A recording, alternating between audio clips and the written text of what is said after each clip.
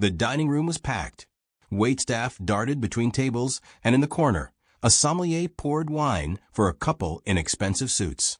Martin noticed a young waitress, whose name tag read Emily, nervously adjusting her apron as she handed a menu to a nearby table. Her movements were quick but cautious, as if she feared making a mistake. Martin smiled to himself. He always admired those who tried hard, even under pressure. Linda Crow approached his table. Her dark hair was pulled into a tight bun, and her black suit looked freshly pressed. She held a tablet and scanned Martin from head to toe, her gaze lingering on his cross. Her eyebrows twitched almost imperceptibly. "Good evening, sir," she said, her voice laced with artificial politeness. "Do you have a reservation?" Martin looked at her calmly. He'd deliberately not made a reservation to test how the restaurant handled unexpected guests.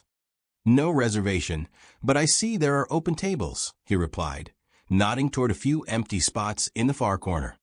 Linda's lips tightened. "I'm afraid we're very busy tonight. Without a reservation, I'm not sure we can accommodate you." Her eyes flicked to the cross again, a faint hint of disdain flashing across her face. Martin felt a spark of anger ignite in his chest, but held it in check. He knew a hot-headed response would get him nowhere. Instead, he smiled.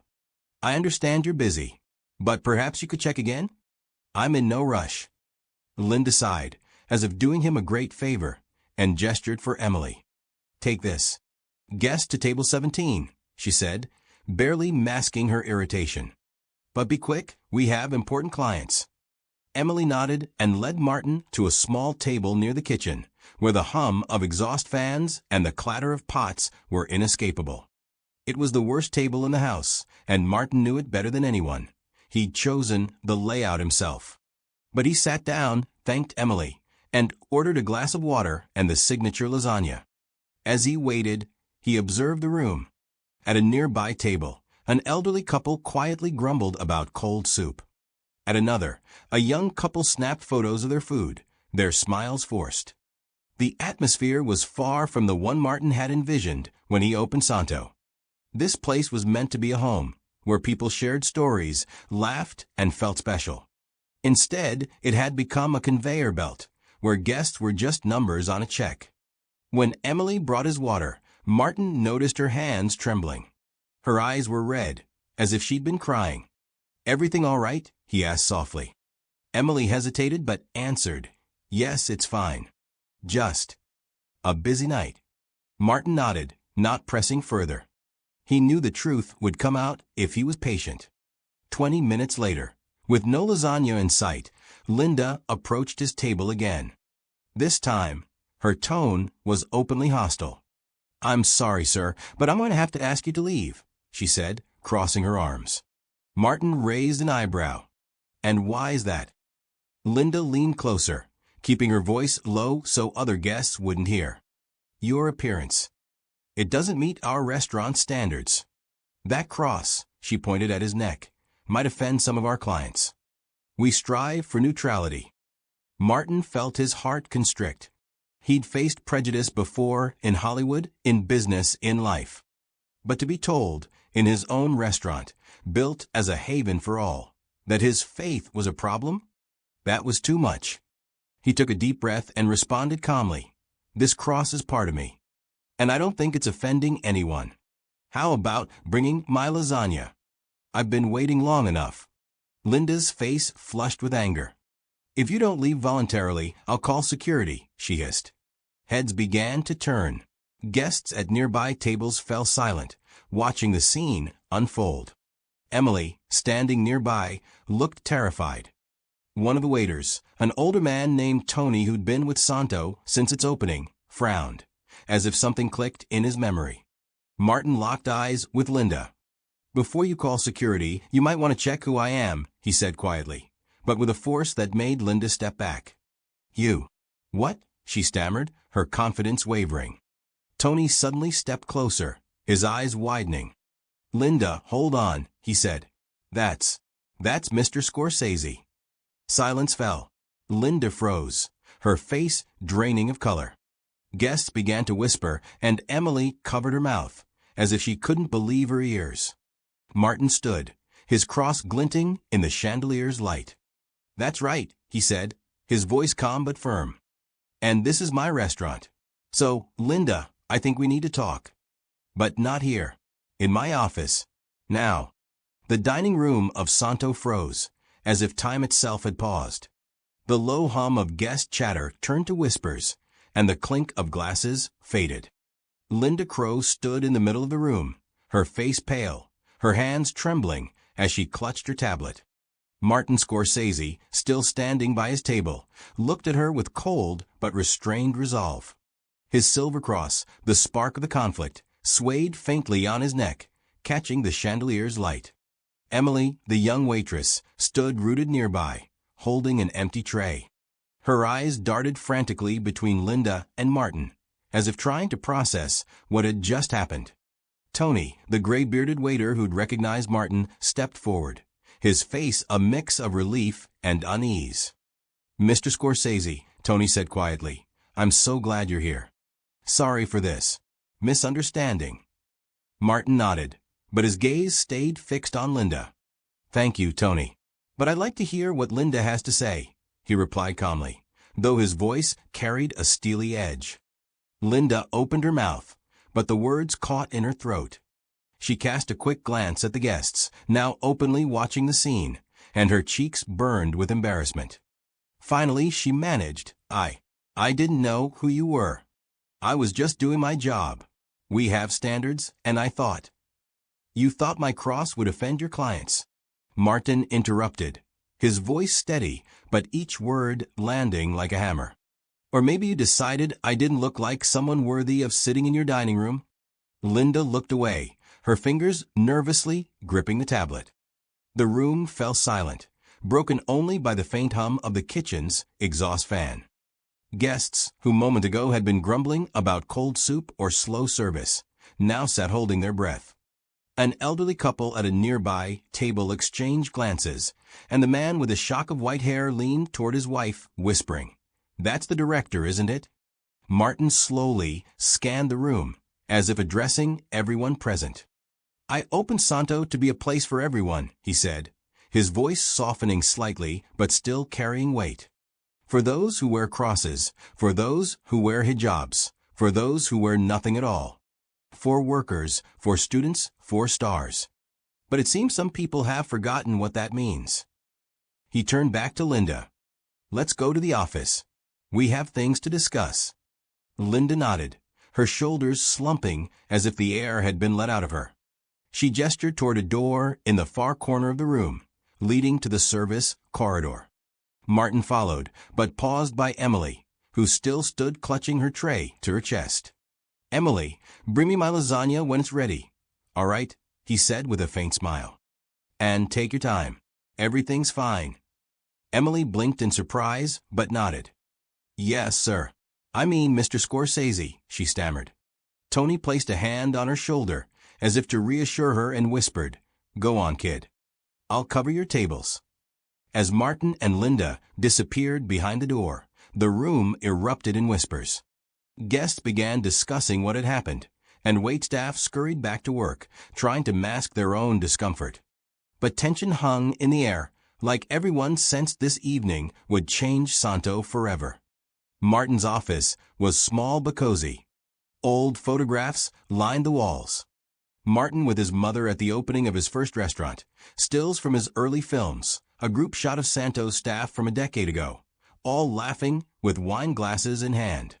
On the desk sat a small statue of the Virgin Mary, brought from Sicily, and a stack of papers with financial reports.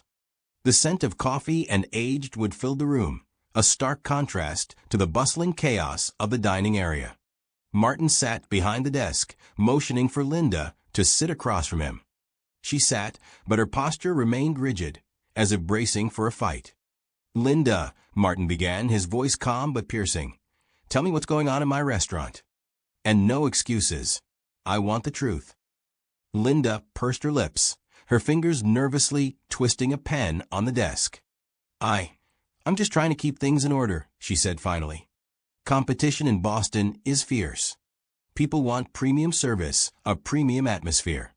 If we let inappropriate guests take up tables, it drives away our target audience. Martin leaned forward, his brows knitting together. Inappropriate, he repeated. And who decides who's appropriate? You? Because it seems I was pretty inappropriate with my cross. Linda flushed, but didn't back down. It's not about the cross, she said, though her voice wavered. It's about image. People pay for an experience. They don't want to see, she faltered, searching for words, things that stir controversy. Martin leaned back in his chair, his fingers brushing the cross at his neck. Controversy, he said, as if tasting the word. You know, Linda, I grew up in Little Italy, where people wore crosses, Stars of David, whatever, and no one told them they were controversial. I made films about people society rejected. And, you know what? They were the most honest. And you're telling me my restaurant, my home, is now a place where we sort people by how they look. Linda looked down, her confidence crumbling. I didn't mean to offend you, she said quietly. I thought I was doing what's best for the business. Martin sighed. He saw not a monster before him, but a person trapped in her own biases and fear of failure. But that didn't excuse her actions. Linda, I hired you because you were smart and ambitious. But if your ambition means my guests, whether it's me or anyone else, feel unwelcome, then we have a problem. And not just with you. I want to know what's happening with the staff. Why does Emily look like she hasn't slept in a week? Why is Tony the only one who remembers what Santo is supposed to be? Linda exhaled, her shoulders sagging. The staff. They're overwhelmed, she admitted. I cut shifts to save costs. Some waiters work 10-hour stretches, without breaks. Emily's new, she tries hard, but she can't keep up. And Tony, he's always arguing with me, saying I'm too hard on the team. Martin frowned. This was worse than he'd thought. He knew the restaurant business wasn't a fairy tale, but Santo had always thrived on its people, their passion. If Linda was squeezing them dry, no wonder the dining room felt cold. You know, I used to wash dishes in a diner on Mott Street, Martin said, his voice quieter, almost reflective. I saw waiters drop from exhaustion, but they kept going because their boss believed in them. I want my people to feel that. And I want my guests, all guests, to feel at home. Do you understand that? Linda nodded, but her eyes remained vacant. Martin sensed she was listening, but not truly hearing. He knew one conversation wouldn't change her. But he also knew he couldn't leave things as they were. Tomorrow, I'm holding a meeting with the entire staff, he said. And I want you there. But first, I'm talking to Emily, Tony, and the others. Alone. Without you. Linda opened her mouth, as if to protest, but thought better of it. All right, she said softly. When Martin returned to the dining room, his lasagna was waiting. Emily stood nearby, her face pale but trying to smile. Sorry for the delay, Mr. Scorsese, she said. And for all this. Martin sat down and looked at her. Emily, you're not to blame, he said. But I need you to be honest. What's going on here? How are you being treated? Emily fidgeted, her fingers twisting her apron. I'm just trying to keep up, she admitted. Linda says we have to be perfect or we're out. I work 6 days a week, but I still fall behind. And when guests complain, she blames us. Martin nodded, his heart tightening.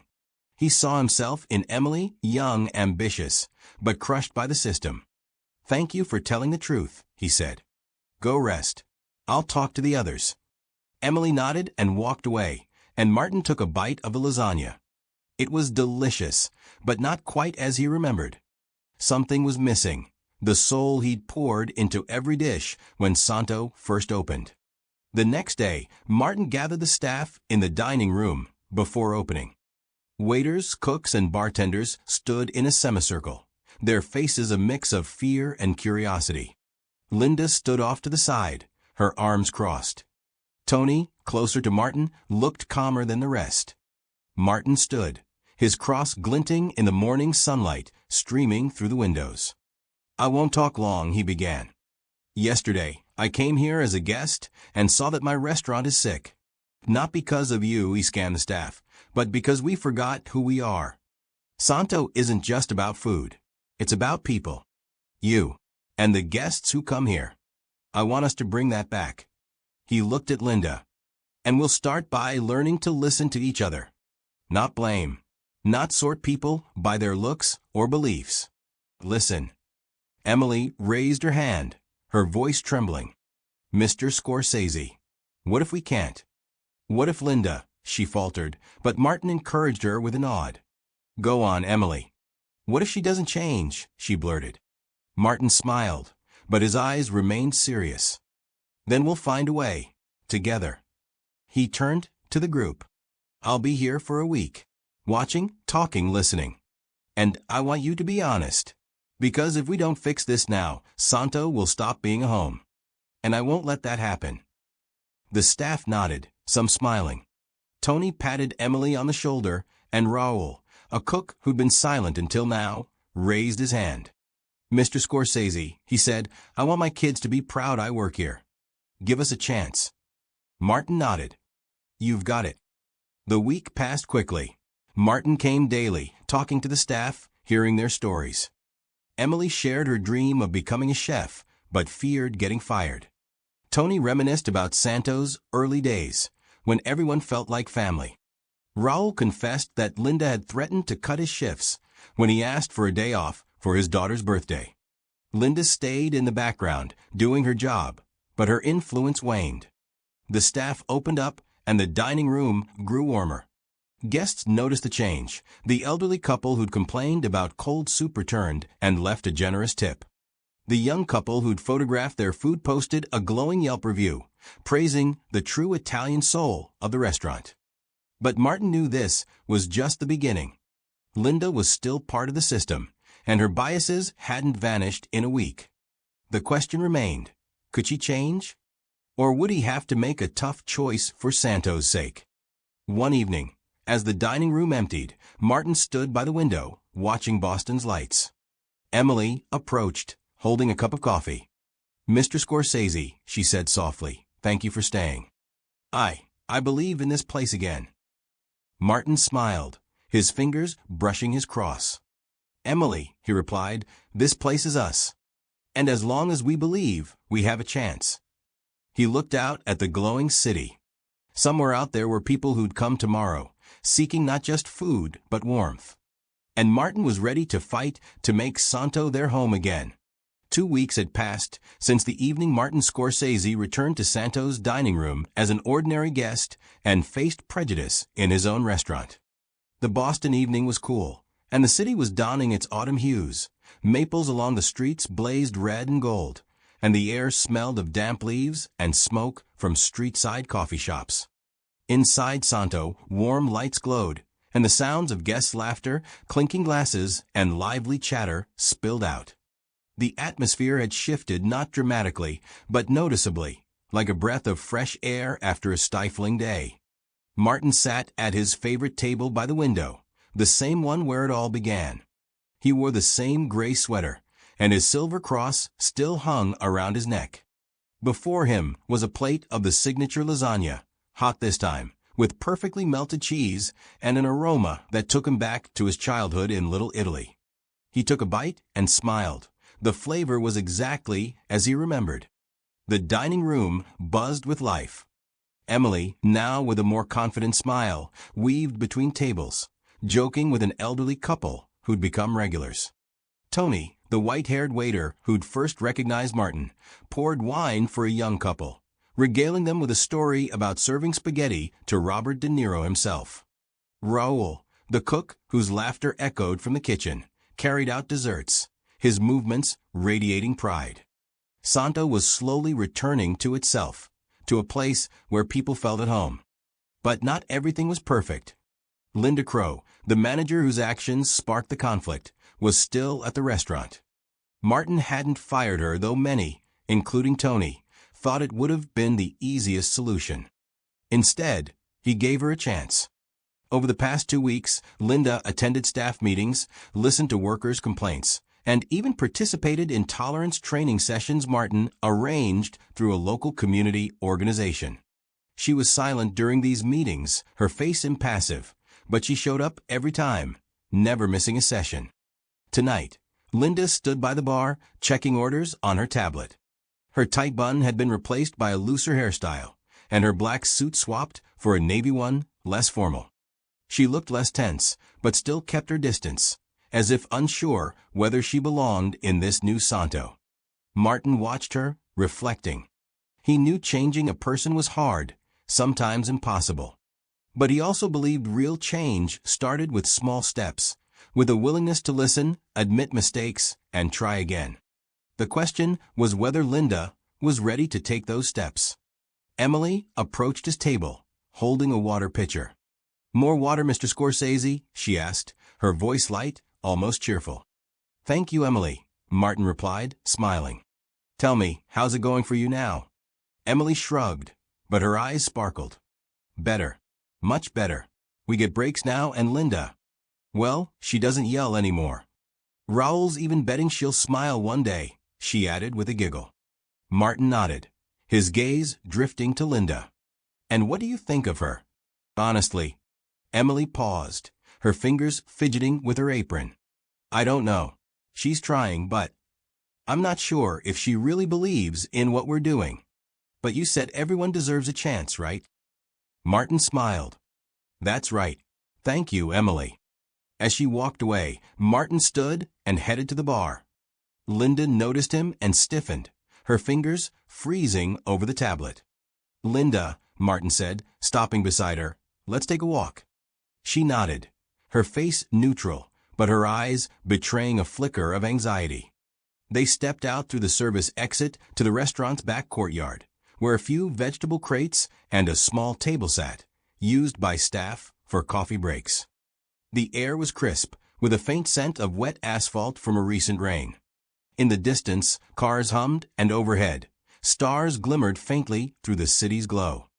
Martin sat on a chair, gesturing for Linda to sit across from him. She did, her hands resting on her lap, clasped tightly. "I've seen how you worked these past 2 weeks," Martin began, his voice calm but direct. "You've attended meetings, done every task. But I haven't heard what you think. And I need to know, Linda, do you believe in what we're doing? Or are you just following orders to keep your job?" Linda was silent for a long time, her gaze fixed on the ground. Finally, she looked up, and there was something new in her eyes, not confidence, but sincerity. "I don't know if I believe," she admitted, her voice trembling. "I grew up in a world where image was everything. My parents taught me you had to look a certain way, talk a certain way, to be respected. I thought Sando had to be like that, perfect, flawless. And when I saw your cross, I didn't think of you as a person. I thought about what clients might say. And I was wrong." Martin listened, not interrupting. Her words were raw, clumsy, but they held truth. "I'm not saying I've changed," Linda continued, her voice quieter. "But I see Emily laughing with guests. I see Tony telling his stories. I hear Raoul singing in the kitchen when he thinks no one's listening. And I realize I've missed something. I don't know if I can be like them, but I want to try." Martin nodded, his fingers brushing his cross. "That's all I'm asking, Linda," he said. "Try. Not for me, not for the job. For yourself. And for the people who come here looking for more than just food. They're looking for warmth." Linda smiled, faintly, but for the first time. It wasn't the practiced smile she used with clients, but something real, fragile. "Thank you for not firing me," she said softly. Martin smiled back. "Don't thank me. Work. And listen. That's the best way to say thanks." They returned to the dining room, where the evening was in full swing. Guests laughed, waitstaff buzzed like bees, and the aroma of freshly baked bread wafted from the kitchen. Martin paused by the door, watching the scene. He saw Emily serving dessert to the elderly couple, Tony winking at Raoul and Linda, for the first time that night, approaching a table to ask guests if they enjoyed their meal, no tablet in hand. Warmth spread through his chest. Santo hadn't become perfect in 2 weeks. Linda might stumble, the staff might tire, guests might complain, But in this imperfect chaos was something real, the soul Martin had wanted to restore. He stepped outside, where Boston glowed with lights. His cross swayed faintly as he walked, and a thought circled in his mind. Change starts small. With one conversation, with one chance. Martin didn't know what tomorrow would bring. Would Linda stay? Would Santo become what he dreamed? But he knew he'd taken the first step. And that was enough.